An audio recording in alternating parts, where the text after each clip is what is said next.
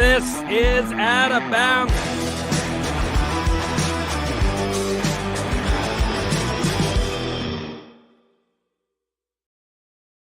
This is Out of Bounds.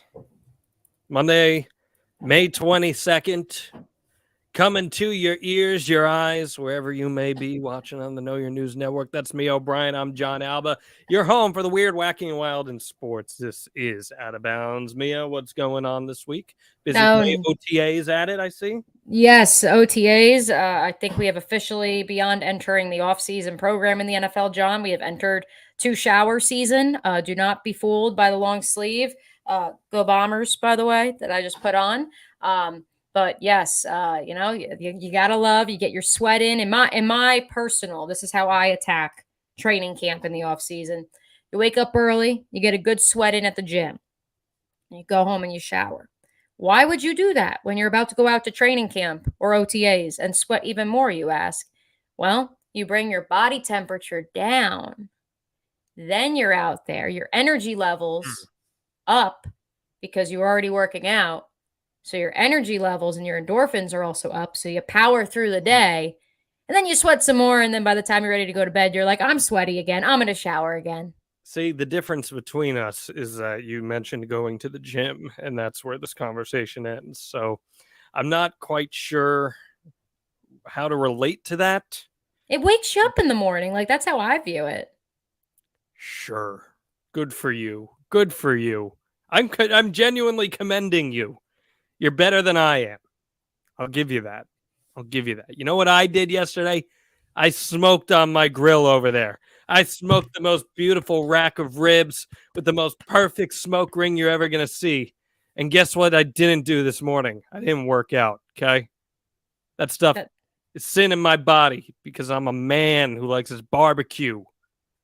So I shouldn't be telling you about how I'm like attempting to cleanse during the week again. You're always attempting to cleanse, I feel. I know, and because then on the weekends I just eat whatever I want, and then I get to Monday and I weigh in and I'm like, what the heck, man? This is not where I wanted to be. That's the problem. You're weighing in. Just don't weigh in. You're never gonna know your way. It's like when they were but like, there is a thing called bathing suit season, John, and it is here. The harsh reality is upon us. Not all of us have been blessed with your metabolism. I don't care. Wear whatever you want. Bikini, tankini, one piece, whatever. Wear whatever you want, me, O'Brien. I got to compete with all these Floridians, man, who are all, they're all working out all the time. And I'm like, I don't look like that. I need to at least try. So. Well, we have a fun episode of Out of Bounds to give you your mental workout today at the very least. But before we do that, as we do every week, we have our toast. I don't know if you're joining me in a libation because you're trying to. So I have the last. So this is a true story. I remember when John Rahm got the stomach bug, had to withdraw from the players. Yep. Remember when I gave John Rahm stomach bug? So we had bought a ton of Coca-Cola and ginger ale because, oh my God, Mia's dying. Need it. And then I was better within 3 days after I started taking Pepto. So I've had a couple liter bottles sitting around the house. And since the cleanse is real, this is the last of the Coca-Cola in my fridge. Okay. Well, let me get a little ASMR real quick here. There it is. In the step. There it is. Now, listen, this goes out to our opening topic, a fantastic career in the books, an opening toast to the one and only Carmelo Anthony, who wraps up his career here. Cheers to Melo. Stay mellow. If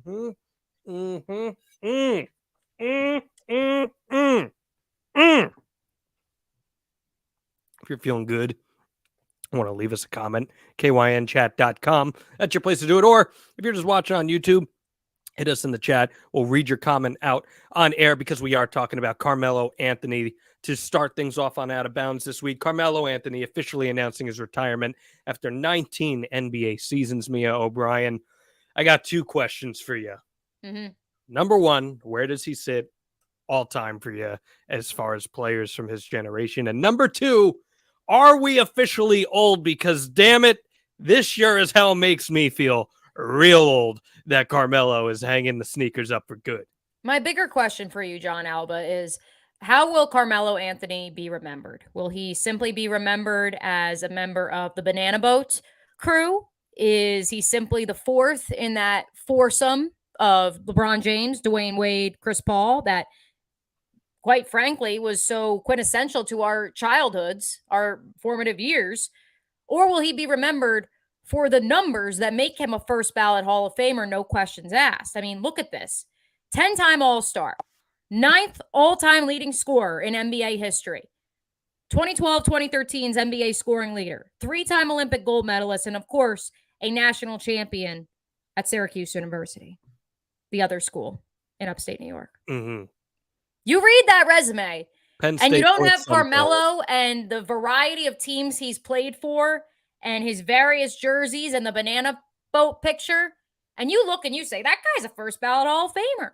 And that's what I feel like is kind of sad, is Melo, towards the second half of his career, was more of a meme than he was regarded as one of the best players of our time.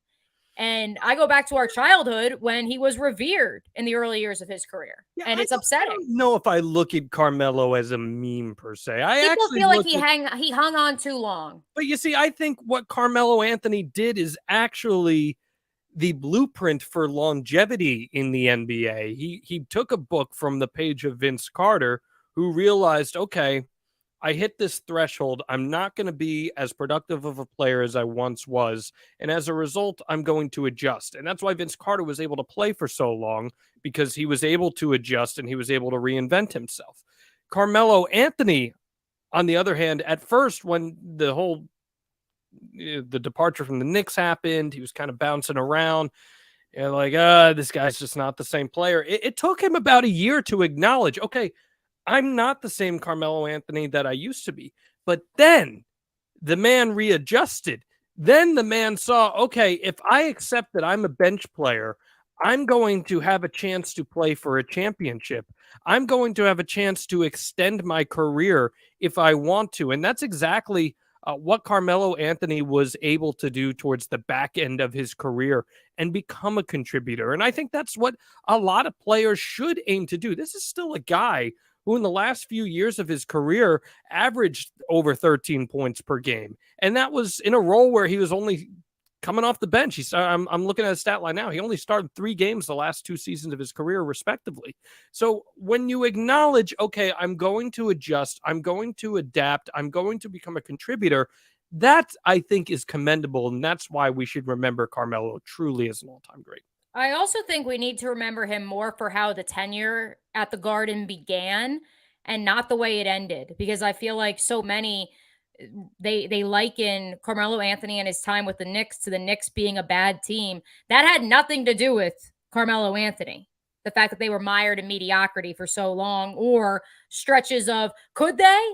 Oh, wait, no, never mind. I mean, so he won a scoring title with them. He brought them back to the playoffs, and those Knicks teams were pretty damn good for a period of time with him. He is, but they weren't like this current Knicks iteration that people believe could compete for an Eastern Conference championship. Oh, I totally disagree. I think there was that one year. Linsanity?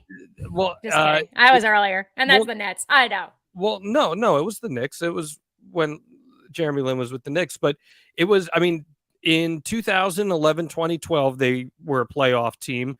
I want to say it was the I'm fact checking here so I don't give off any bad information here, but it was the 2013, 2014 team, I want to say, that ended up, no, it was the year prior to that. The year he won the scoring title. It was the 2012-2013 team. They won the Atlantic Division 54-28. They were a competitor for an NBA championship, and they ran into a difficult Celtics team. They were really good, and Carmelo lit up the Garden. I think this guy is an all-time great scorer. He was prolific as a scorer. It's amazing that he was the number 3 overall pick in 2003, and Darko Milicic went ahead of him. That will always stand out to me. But what's more apparent, Mia, is this is a guy who was given the moniker as one of the chosen ones coming out of college. He led Syracuse, which is Penn State North, to a national championship, and they ended up winning, and he became a guy that actually carried the NBA and helped generate the NBA as this superstar-driven league. And yeah, we are old. I so distinctly remember that national championship game that Syracuse won with him. I remember him being drafted. Those fantastic larger than life suits all those people in the 2004 I just think we NBA really draft should have for. made the title of this episode of Out of Bounds. Farewell, Carmelo Anthony, King of Penn State North. You like That would have been Yeah. chef's No, kiss. I met Jim Boeheim a few weeks ago. Fun facts at Yeah, how Tom was that? Coughlin's golf outing. That was weird. No, I think that Carmelo goes down as genuinely one of the all-time great scorers. It's a shame he never won an NBA championship.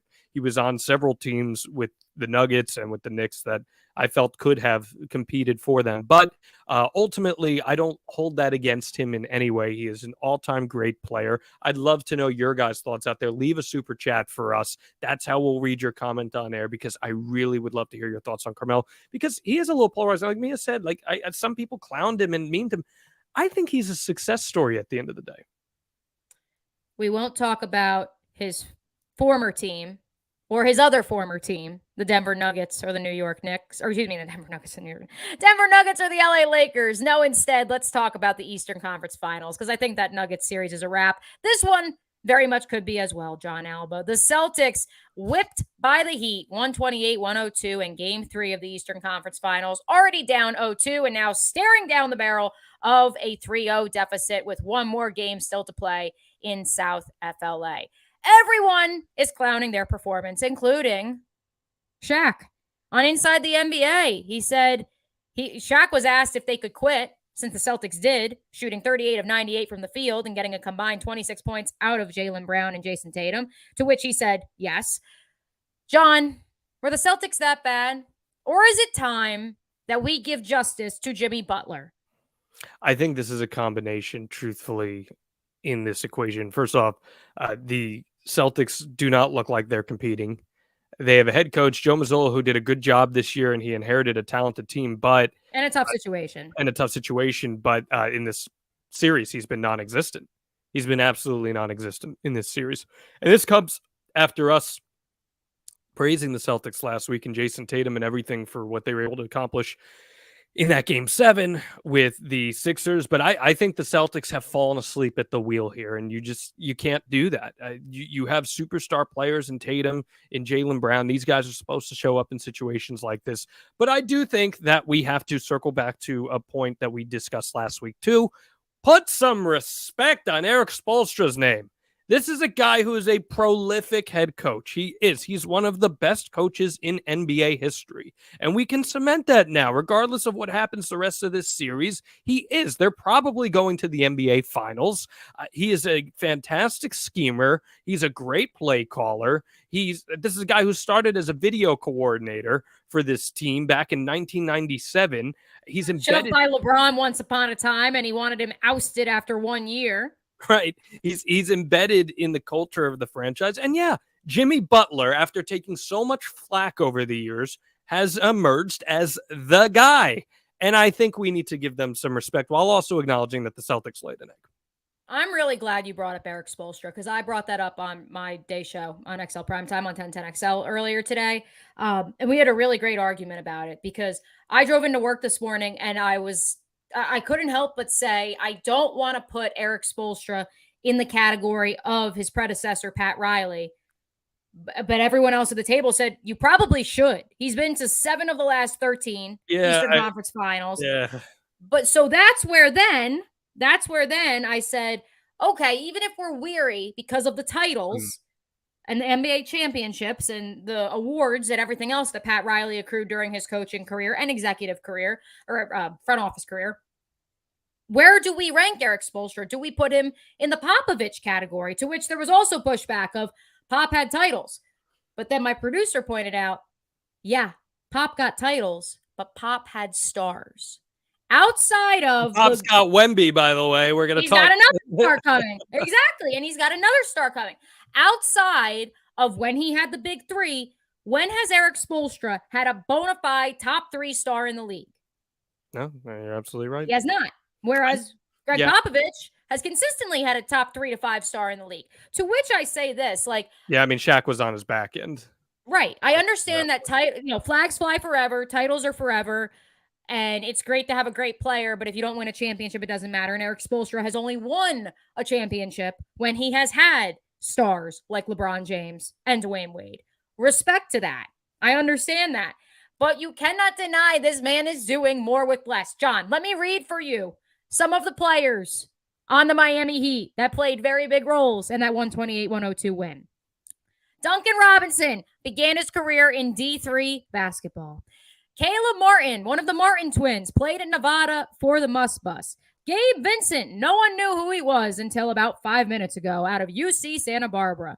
Not to mention Max Strus of DePaul, Victor Oladipo, and Kevin Love trying to be reclamation projects. You do not have Tyler Hero. Udonis Haslem is somehow still on this roster. I understand he went to Florida, and that's a big school, and he's whatever he's doing. The point is, you look at the bag of riches up in Boston, because I'm told that those two that went 1 of 14 combined from the three-point line, and Jason Tatum and Jaylen Brown, are supposed to be top 10, top 20 players in the league. And they got, let's go back to the rest of that roster. They've got their version of Udonis Haslem and Al Horford. They've got Marcus Smart. They've got a cast of characters from Malcolm Brogdon, who they traded for this offseason, to Robert Williams, who was a first-round pick, to Peyton Pritchard, also a late first-round pick. Listen, they have guys. They're not finding Duncan Robinson in Summer League and uncovering his true potential that apparently, Jim Boeheim only could do so much at Michigan. Mm-hmm. John Boeheim. I got my Jim. Listen. I don't disagree at all. I'm in total agreement with you. In fact, and I think it's a damning indictment on the state of the Celtics right now. And I know people are gonna be like, "But last week you were so great." Listen, the reality is you can get to a certain point, but if you don't get over that hump, and the Celtics have proven that even when they reach the finals, they're just not able to get over that hump. They haven't been over that hump since 2008. They don't get over the hump, John? You want to know what Jimmy Butler has? The Jason Tatum. I love him to death, but he got that dog in him. Yes, killer instinct. Killer instinct. Okay, and listen, Jason Tatum put up 50 points in game 7. I'm just saying, he has that dog. You have to go matchup hunting. No one on the Celtics goes matchup hunting. Jimmy Butler sizes up and says, all right, I could take this guy on. Let's make some switches here defensively. I could take this on. No one's making those adjustments on the floor for the Celtics. No one is doing what LeBron does better than anyone else in the National Basketball Association. That's a LeBron move if I've ever heard it. And Jimmy Butler isn't that far behind these days. It's that simple. I get you. Let's keep with the playoff atmosphere and pivot to the ice, though, Mia. This South Florida, baby. Who would have thought? Yeah, seriously, right? Every single game of the Stanley Cup Conference Finals have gone to overtime. With Thursday's Panthers-Hurricanes game in the Eastern Conference going 4 overtimes in a Florida 3-2 win. This has been amazing. And again, it's involving 4 teams that I think everyone's like, I don't know. At the core, though, Mia, are the Stanley Cup playoffs the best playoff format out there? I just can't believe, I'm scrolling back through right now. I was like, wait, they really all have gone to overtime in this round? Every single game in this round between both the Eastern Conference Finals and the Western Conference have gone to overtime. Well, in your estimation, John, what is it that makes the Stanley Cup playoffs different?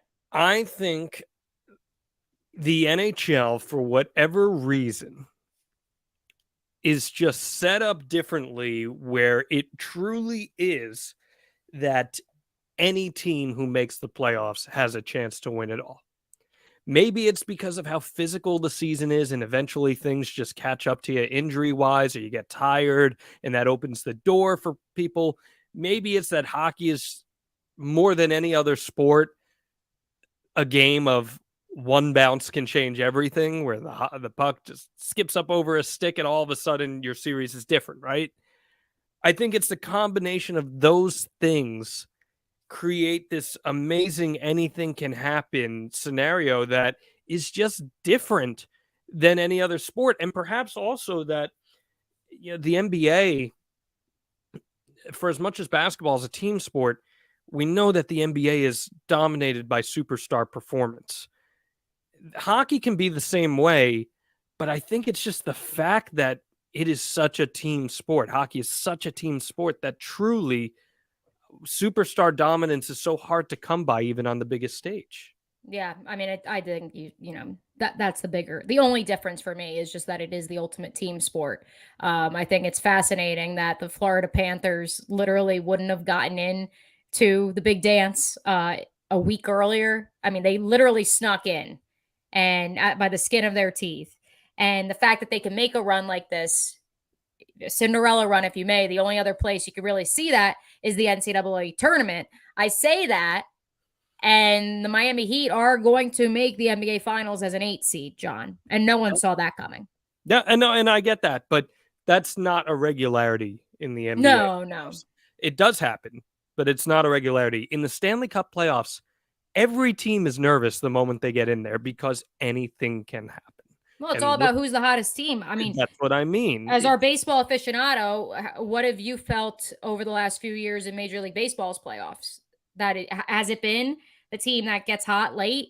I mean, look at the Atlanta Braves. Yeah, I mean, look at the Washington Nationals and the Phillies, but also last year the Astros were the best team and they won. So right, that's correct. And the Phillies were the hottest team of late. They caught lightning in a bottle, and it didn't pan out for them. But I look at the Braves the year before. I mean, they were barely at 500 in July, and they turned it on to the second half of the season for certain. But they picked it up big time come October. And you could say the same for the Washington Nationals in 2019. I don't count the Mickey Mouse Los Angeles Dodgers of 2020.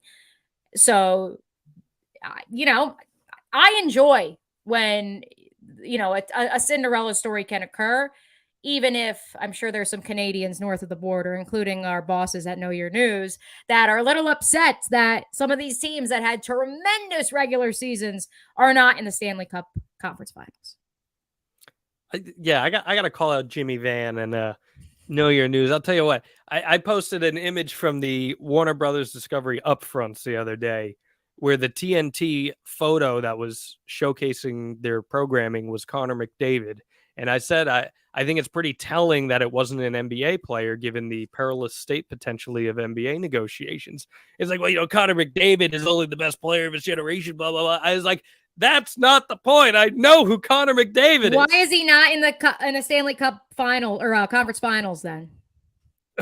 We've talked about Connor McDavid on the show. I'm just saying. But people are like, oh, you don't know who Connor McDavid is? Yeah, I have no idea who Connor McDavid is. Come on, guys. Come on, Jimmy. You know better than that. I think the Stanley Cup playoffs really do open themselves up to so much unpredictability. And from a fan experience, you don't have to be invested at all in these games. And you turn it on and you are just like this the entire time.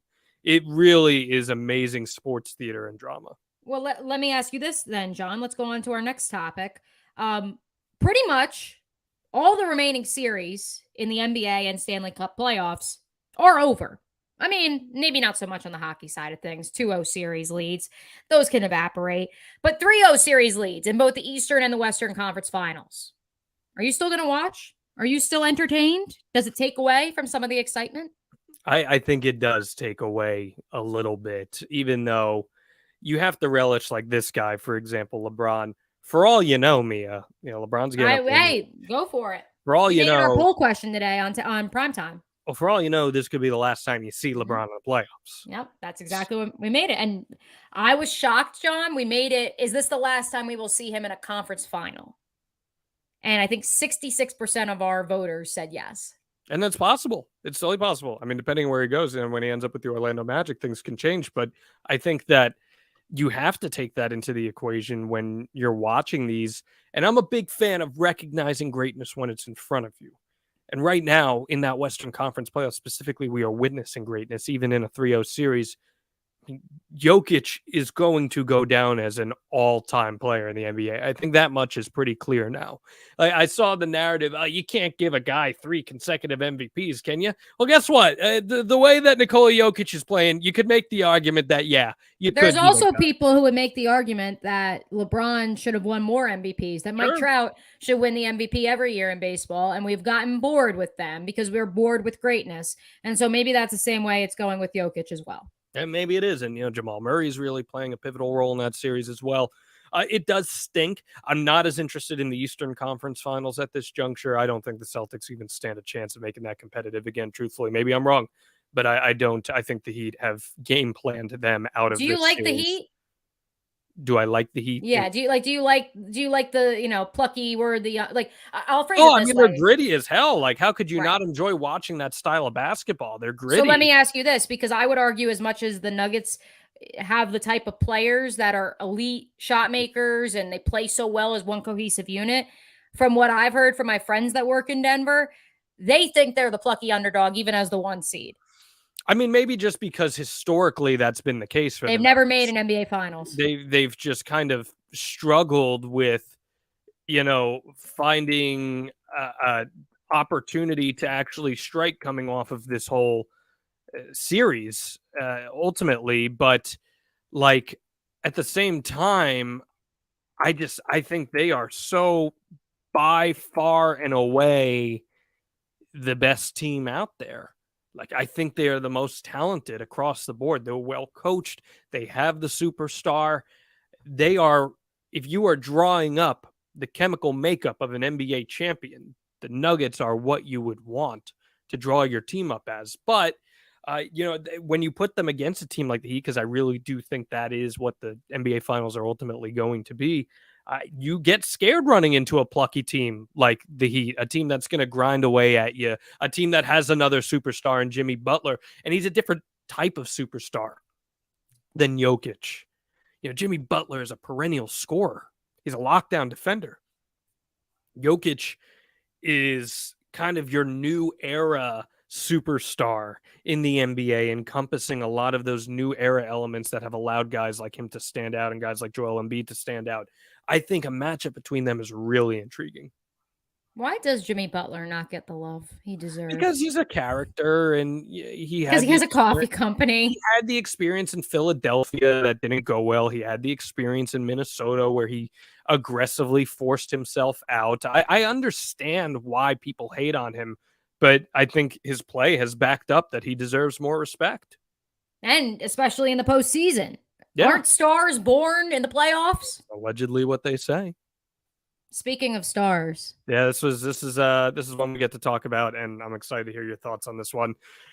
Brooks Koepka becomes the first LIV Tour member to win a PGA major, wins the PGA Championship by 2 strokes this past weekend. Bryson DeChambeau, another LIV member, said, quote, afterwards, it validates everything we've said from the beginning, that we're competing at the highest level and we have the ability to win major championships. I really hope people can see the light now, that we're trying to provide the game of golf with something new and fresh. I think at the end of the day, both sides are going to have to come together at some point. It's for the good of the game, end quote. Okay. Does Brooks Koepka win, Mia, actually validate LIV? Or is this all a bunch of wishful hullabaloo from Bryson DeChambeau here? I'm shaking my head at the Bryson quote. Why are you shaking your head at it? Brooks would have never said that if Bryson had won. No, he wouldn't.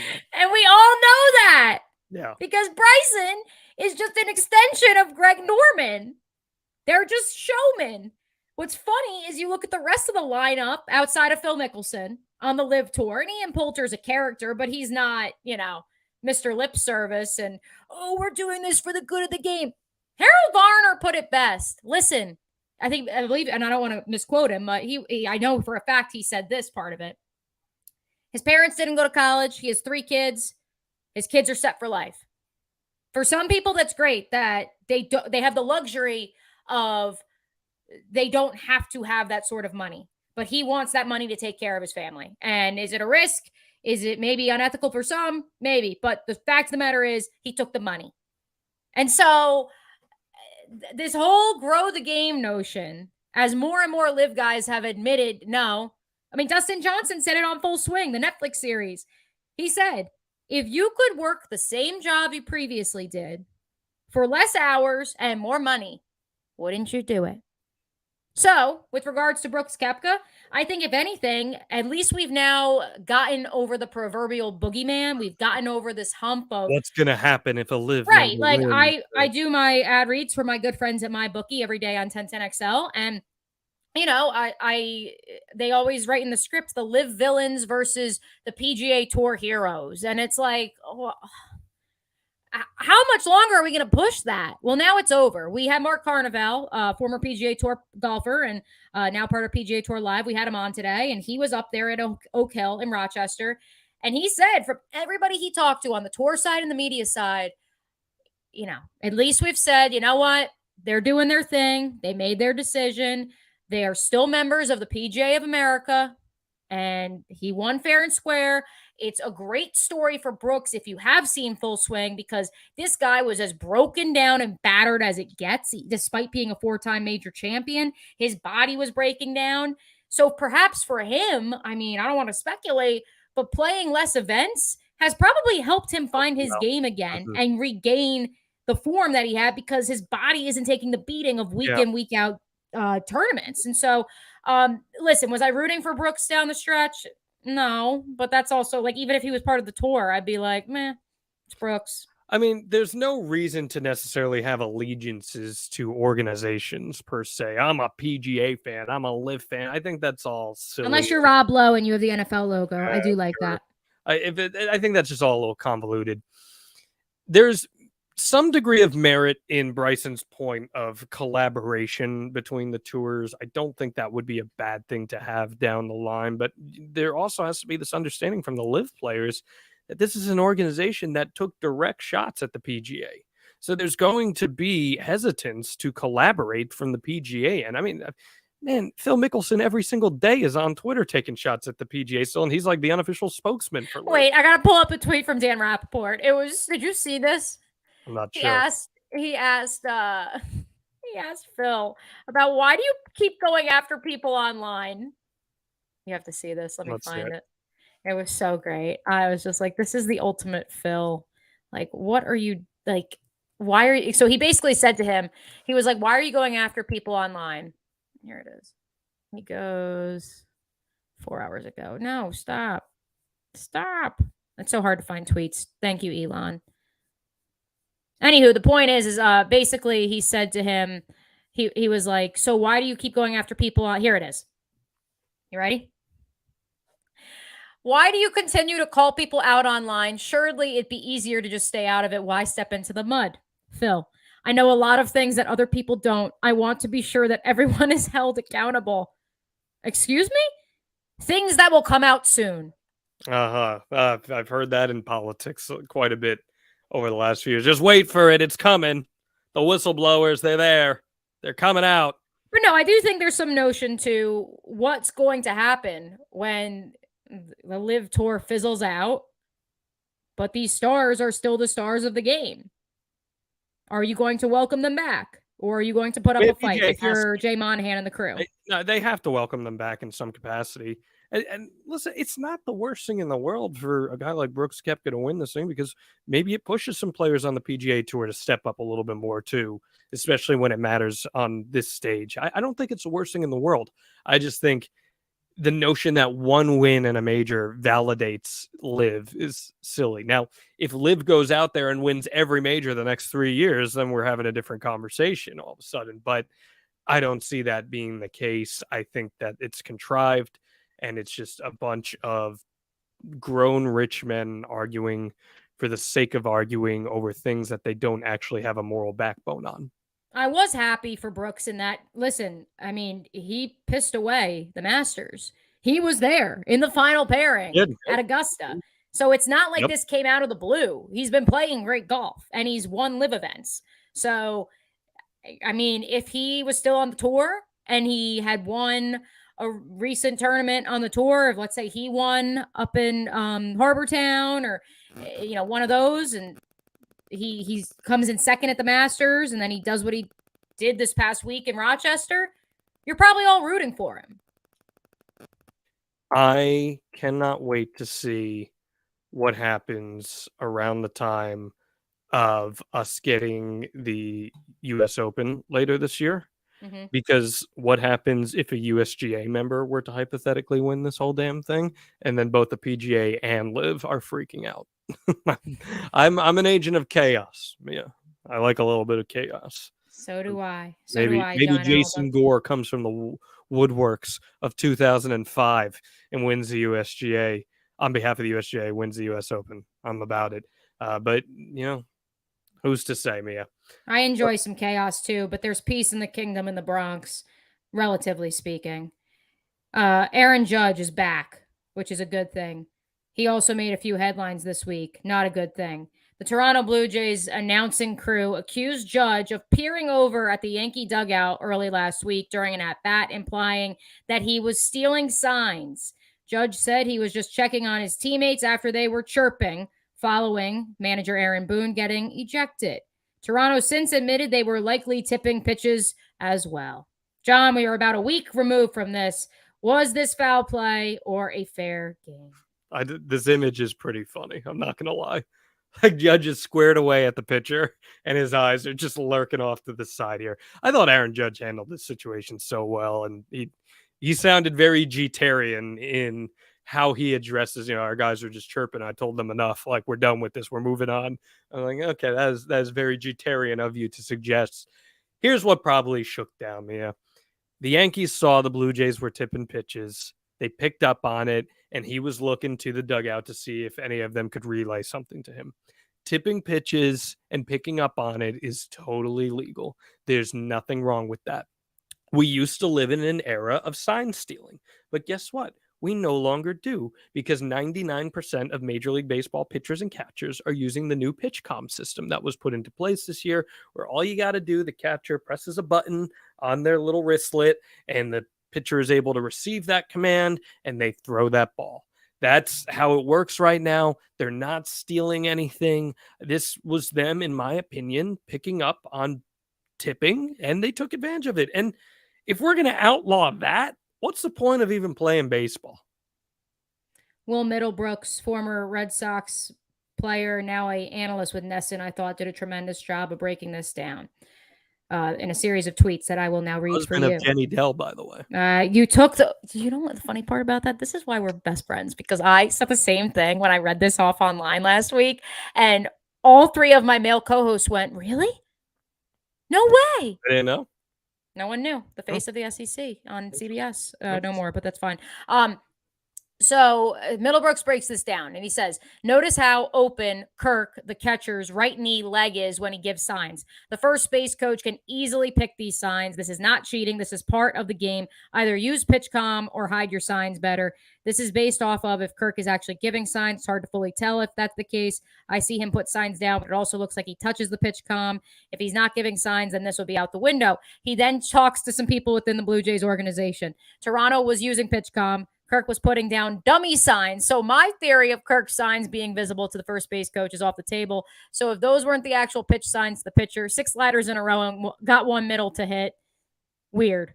So also, we're talking about Aaron Judge here. This guy's one of the best players in the game. He's playing like an MVP again. Him and Pete Alonso are carrying New York baseball right now. I mean, as the Lord intended. Sure. I mean, come on. Like, if we're going to get on this guy and pretend that he's a cheater when clearly the way that this guy plays the game is just different than most other players in the league, I think it's ridiculous. And if we're going to be petty and we're going to take the human element completely out of the game of baseball, why are we playing? Why are we playing? My favorite was then the next night when they left one wide open on the middle of the pit, middle of the plate, and Judge just crushes it off the outfield wall, dead center. Coach Campo, of course, Dave Campo, former Dallas Cowboys head coach, now works down here as an analyst at my day job. He texts me. He's a massive Yankees fan, good for personal friend of Aaron Boone. Fun facts, and he was like, "Yeah, tell me that he stole the sign on that one, Mia." Right. That was a bad pitch, and he hit it. That's what baseball is. Listen, I understand it's easy to get down with the conspiracy theories after everything that happened with the Astros. It's understandable. And everyone wants to hate the Yankees. It's just more propaganda of you don't want the big bad wolf to once again regain its throne. It's fine. I'm totally against the notion of this being cheating. More the human element. That's what I want to see in this game. This is a very human story. I'll tell you this. I'm going to tee Oh, yeah. I know you're all about this one. Baltimore Ravens signed Josh Johnson as a backup quarterback today. 37-year-old will now be in his third stint with Baltimore, and he has suited up for an NFL record 14 teams. Here's a fair question to ask. Is he the ultimate journeyman in sports history? Because there is a legitimate argument to be made that he is. John Alba, let me ask you this. Do you know how many games Josh Johnson has started in his NFL career? So he's played in 39 total. Correct. Do you know how many games he has started since 2009? Of those 39, I don't know how many he started. 9. That's crazy. He has played for 14 different teams, and he has started 9 games in his NFL career over the past 14 seasons. That's wild. Interesting. I mean, it's kind of fun that he's able to just pop in there, figures out the playbook. Yeah. He's probably worked with so many different coaching staffs at this point. He's related to every coaching tree. So he just shows up and he's like, oh, okay, that's like so-and-so's. Okay, got you. No problem. I mean, let's see. I'm going through the great journeyman right now. I mean, do you think he's like the most prolific journeyman that you've encountered in your time as if it's not him, it's what's his name? Chase Daniels. It could be Mike Glennon. That's another one who's played for like every team under the sun, although Josh Johnson obviously has this distinction of 14 teams, which leads everybody. Would love to see Orlovsky get his flowers, but he won't because he spent most of his career with one team. Listen, backup quarterback, great job if you can get it, because little wear and tear, big dollars and cents. By my count here, I'm also, don't forget too that Josh Johnson also played in the AAF and the XFL. He did that. See, that adds some merit to him. I think that's really the big thing. So by my count, I've been doing the research here. I think this ties Josh Johnson for the most franchises played for, even though he's played for the Ravens before. The most franchises played for in the Big Four American sports ties him with Edwin Jackson, who played in the majors, of course, for 14 teams as well in Major League Baseball. I feel like that guy pitched forever. So Edwin Jackson and Josh Johnson making the cases here. The NBA, Ish Smith played for 13 franchises. In the NHL, Mike Sillinger played for 12. So I think this is pretty impressive, Mia, to still be here at 37 years old. And honestly, the Ravens could have used a quality backup a couple times last year. Hey, now they have a Pro Bowler in Snoop Huntley. Don't you forget. I'm just saying they could have used some of that quality backup, unless you're throwing Pat Ricard under center, which honestly, success with. But look at the San Francisco 49ers. Yeah. They were almost had to put Christian McCaffrey into a game. And of course, this Josh Johnson news comes on the heels of the new ruling by the NFL that if you have a third quarterback on your active roster, then he could be eligible on game day to play and not count against how many active players you can have on game day, how many dressed players, because obviously then you're taking away from someone else who could contribute in a different facet. But if your first 2 quarterbacks were to be injured, they could then enter the game. I like this rule, John, except I got to be honest.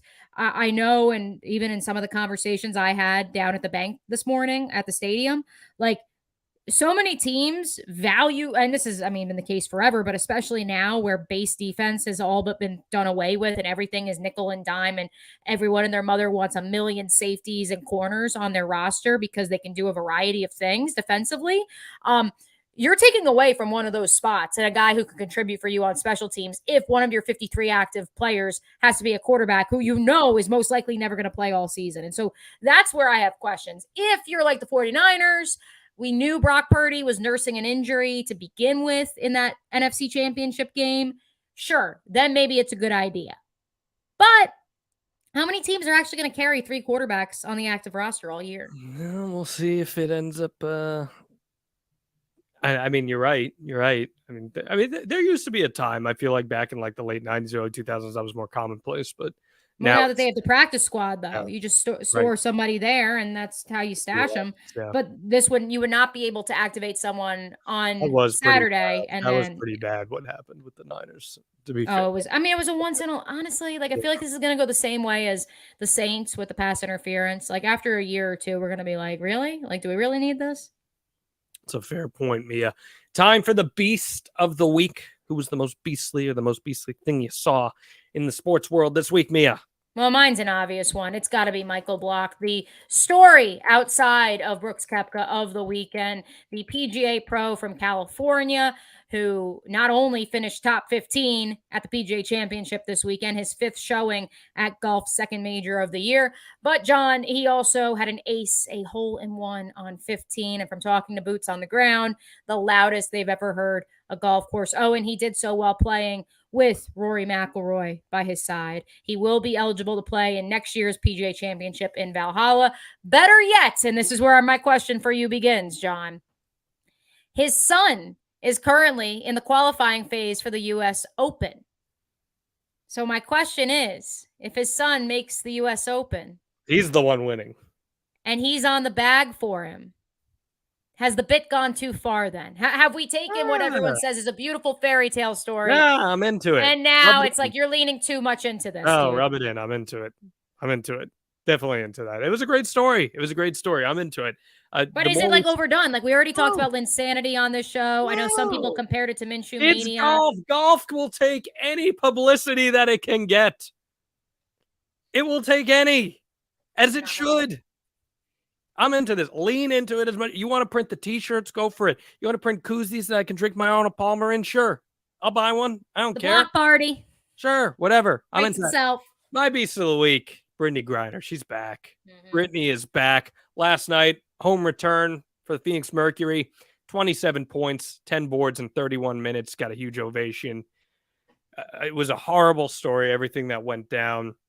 But we're grateful to have her back. Brittany Griner is one of the most important athletes of her generation, and she has to be looked at upon as such. The WNBA has a lot of momentum right now. They did the exhibition game in Canada where they've got a chance to bring an expansion team there. They nailed that. The viewership among 18 to 49 is ranking around top 5 every single night. That's good. There's momentum for women's basketball in the United States right now, and I think Brittany Griner being back there on the court where she belongs is massively important. So Brittany Griner is my beast of the week. I actually want a second beast of the week, since we're on the subject of the WNBA. Still wasn't as good as Brianna Stewart. 45 points, 12 boards in her debut for the super team, the New York Liberty. The most of any player in their debut for a new team to start a season. Watch the Liberty win a championship before the Knicks or Nets. Hey, you know what? Wait, let's end with this. If the Dallas Stars go on to win the Stanley Cup, how many jokes do you anticipate coming out of pretty much everybody that the Stars, Dallas's hockey team, won a championship more recently than America's team that resides in Cherryville? I'd be all about it. And by the way, I don't know if you saw this right before we went on air. The NFL declaring that the 2025 NFL draft will be on the field of Lambeau Field, which will be a very interesting environment. That's unique. NFL draft. Yes, it will be on the field, on the turf. So be on the lookout for that. Something to keep an eye on. This has been Out of Bounds. We are off next week on this podcast, so we will see you in the beginning of May. That's me, O'Brien. I'm John Alba. Have a great week, everyone.